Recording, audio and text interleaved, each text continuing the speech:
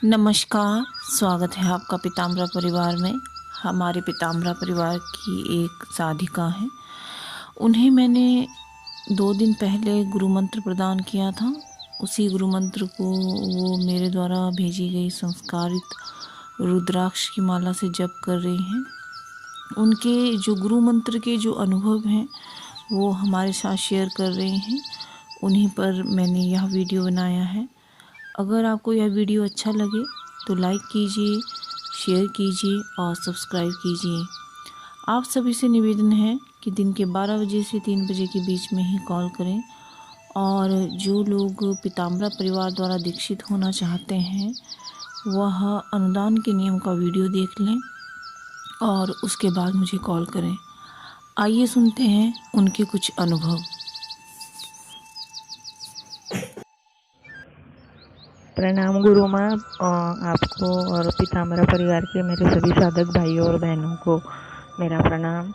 गुरु माँ, मैं आपसे एक अपना अनुभव शेयर करना चाहती हूँ और बताना चाहती हूँ कि आपके द्वारा जो दिया गया मंत्र है वो कितना सक्षम है, कितना पावरफुल है। क्योंकि मेरे पहले भी कई अनुभव मैं आपके साथ शेयर कर चुकी हूँ और कल का जो अनुभव था आपने मुझे पहले बताया था। एक बार हमारी काफ़ी बात हुई थी तो इंट्यूशन के माध्यम से कि आपको मुझे कोई मंत्र देना है। तो जो होलिका दहन के दिन आपने मुझे मंत्र दिया और उसी दिन मैंने 7 माला की। आपने मुझे 1.25 लाख का अनुष्ठान दिया उस मंत्र का और मैंने 7 माला जैसे ही की। जो अनुभव था मेरा बहुत ही अमेजिंग था। मुझे ऐसा था कि शायद मुझे बहुत ही मेहनत करनी पड़ेगी तब जाके वो बात सिद्ध होगी या जो भी मेरे साथ अनुभव होंगे, लेकिन इतना जल्दी मुझे अनुभव हो जाएगा ये मैंने सोचा ही नहीं था। बहुत ही अनबिलीवेबल रहा कि जब मैं ध्यान कर, आपने कहा था ध्यान में भी उस मंत्र को रटन करना है और माला तो करनी ही करनी है।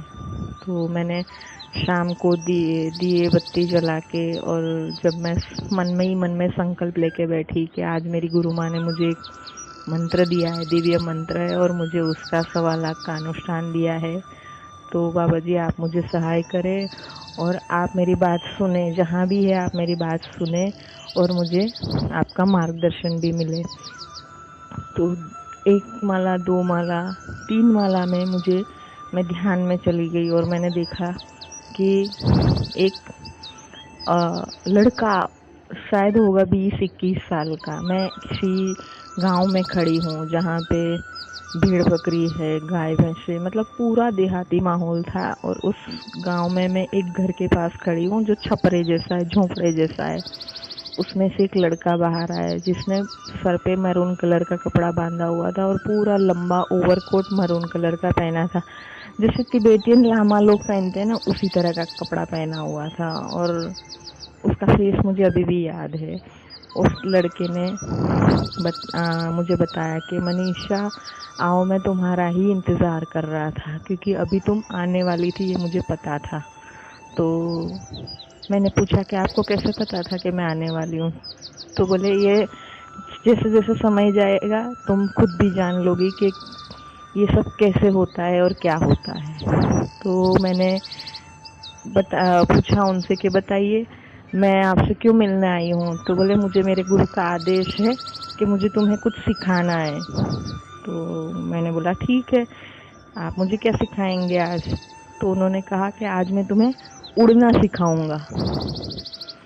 तो मैंने देखा कि कैसे आप उड़ना सिखाओगे मुझे? तो उन्होंने बस अपने हाथ हवा में घुमाए और एक झोंपड़े से दूसरे झोंपड़े पे एक कदम इस झोंपड़े पे रखा, एक कदम उस झोंपड़े पे रखा।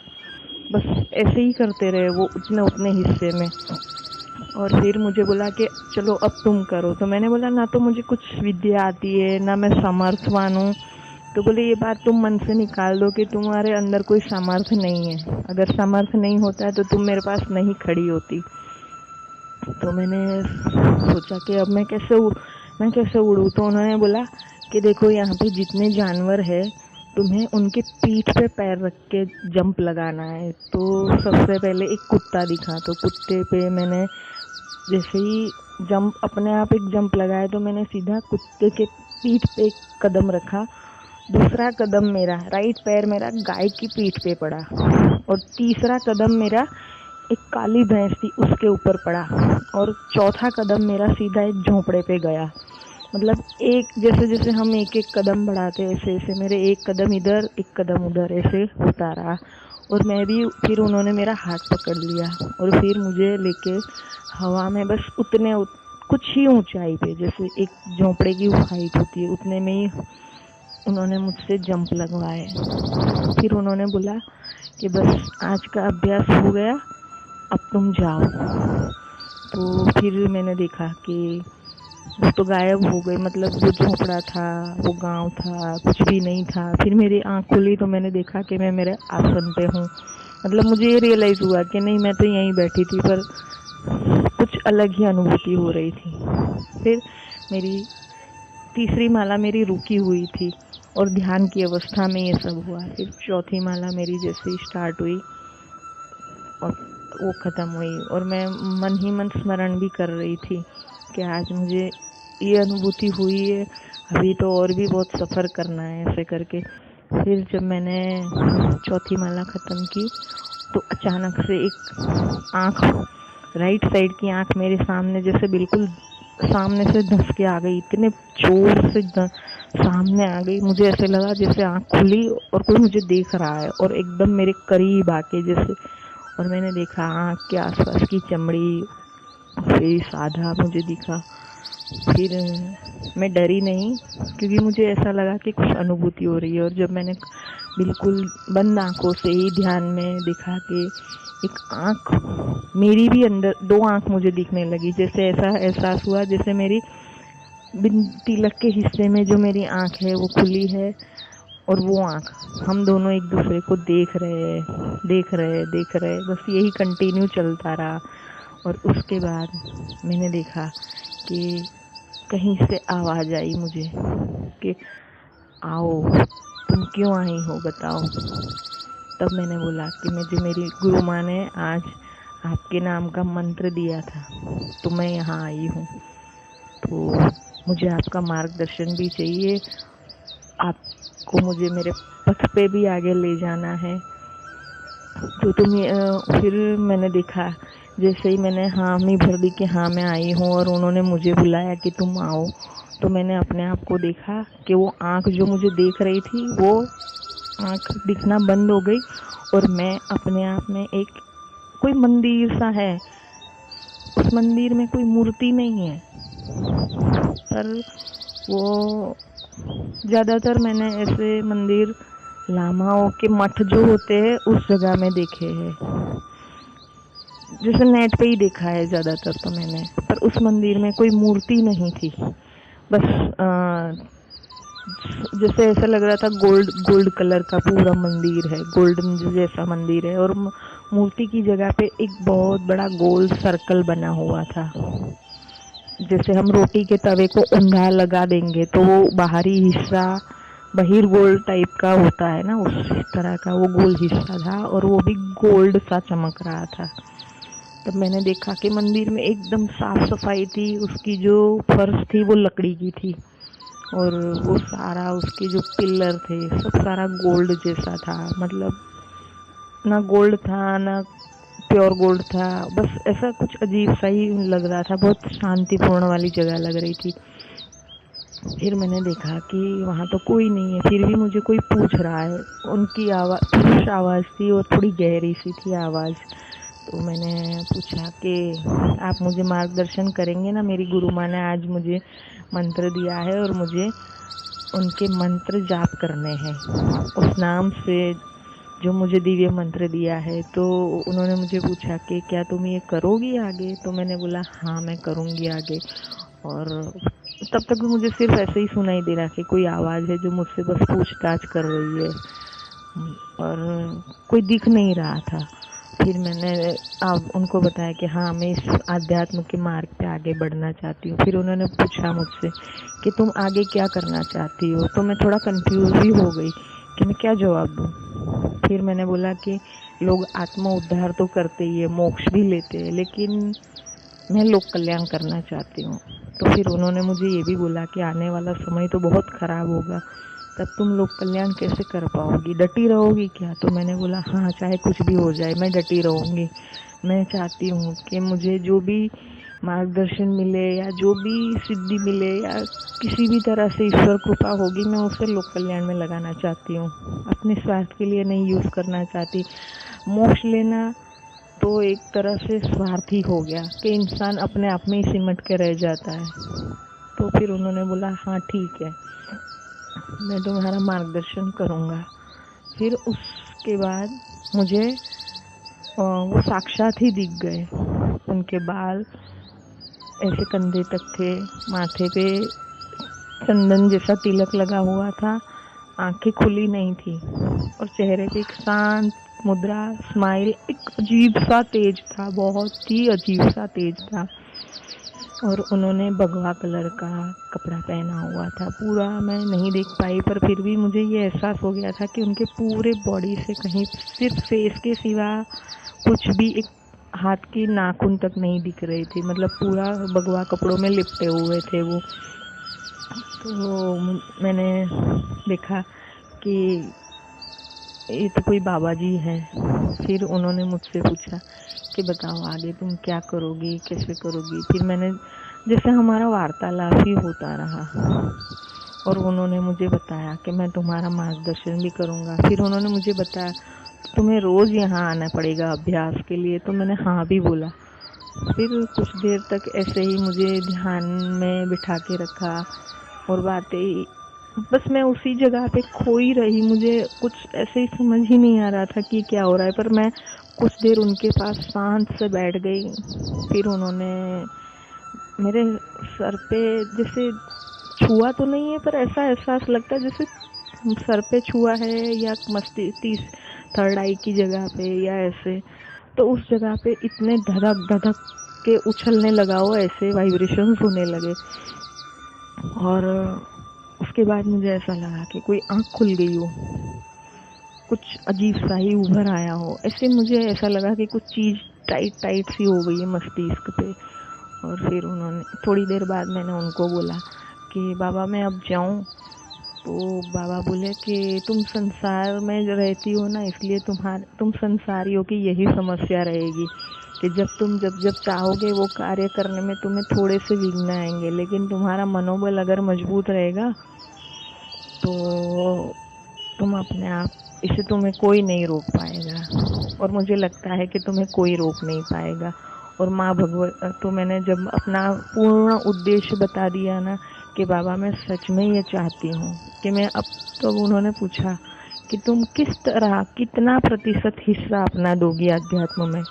तब मैंने बोला कि बाबा मैं अगर इस जन्म में संसारी हूँ तो मेरा 80% हिस्सा अध्यात्म में रहेगा और 20% मेरा संसार में रहेगा। क्योंकि मैं कई बातें ऐसी समझ चुकी हूँ कि जो है वो नहीं है, जो नहीं है वो है। इसलिए तब उन्होंने स्वयं ये बोला कि मेरा आशीर्वाद है तुम पर, माँ भगवती की कृपा तुम पर अवश्य होगी और माँ भगवती तुम पर कृपा हमेशा बनाए रखे। जैसे ही उन्होंने ये आशीर्वाद दिया, उस टाइम सेम ही जैसे मंदिर में आरती के टाइम झालर बजती है, घंट बजते हैं, ऐसे ही मेरे कान में सुनाई दिए। ऐसा लगा कि जैसे उनके आशीर्वाद की, ये बोलने की ही देरी थी और ये सब जैसे कुछ रेडी ही था मंदिर में घंट झालर बजना, जबकि वहाँ पे कोई मूर्ति नहीं थी, कुछ भी नहीं था। तो एक चीज समझ में आई कि हमें निराकार स्वरूप का ही स्मरण करना है। हमने आकार दिया हुआ है, लेकिन फिर भी वो आकार भी है, वो आकार की शक्ति स्वरूप सब है, क्योंकि उन्होंने खुद मुझे आशीर्वाद दिया कि माँ भगवती तुम पर कृपा बनाए रखे। तो उसके बाद जब उन्होंने मुझे बोला कि कल तुम फिर से आओगी, तो मैंने बोला हाँ बाबा मैं ज़रूर आऊँगी और मैं रोज़ आऊँगी आपके पास। तो उन्होंने आशीर्वाद दिए और तथास्तु बोला। और जैसे ही तथास्तु बोला, यहाँ मेरी 7वीं माला ख़त्म हो चुकी थी। मुझे बड़ा आश्चर्य हुआ कि उनका तथास्तु बोलना, और मुझे ये पता ही नहीं था कि मेरी माला भी जप करना चालू थी उस टाइम कंटिन्यू। और मैं थोड़ी देर तो आसन पे एकदम शून्य मनस्क बैठी गई थी कि किस तरह की अनुभूति थी। बहुत ही अमेजिंग अनुभूति थी मेरी।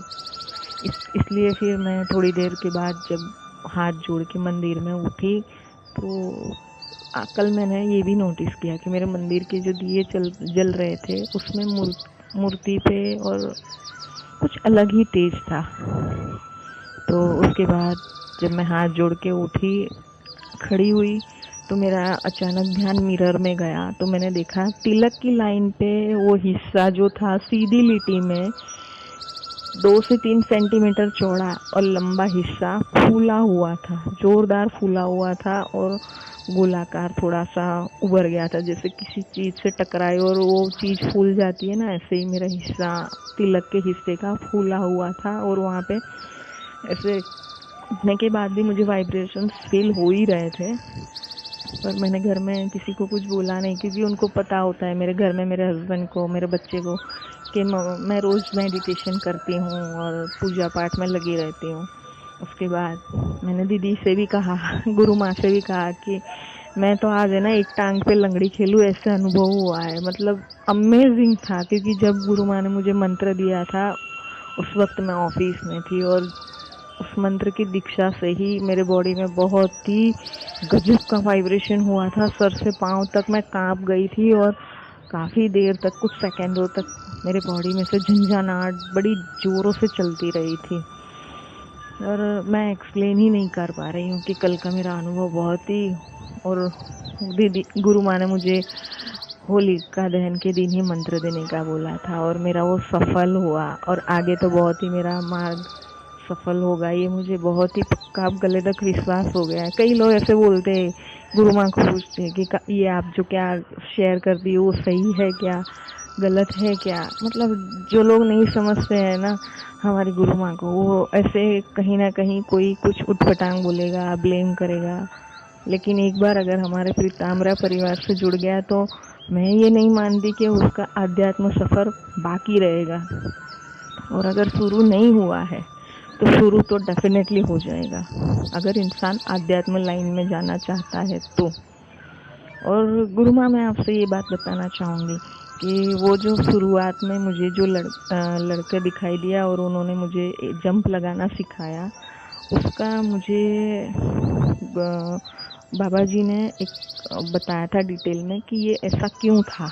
वो मैं आपको फ़ोन पे बताऊंगी कि वो जंप लगाने का रीज़न क्या था। जब भी हमारी आपसे बात होगी तो मैं आपको बता दूंगी कि उसका रीज़न किस वजह से था जंप लगाना, उसका क्या महत्व है, वो मैं अभी नहीं बता रही हूँ।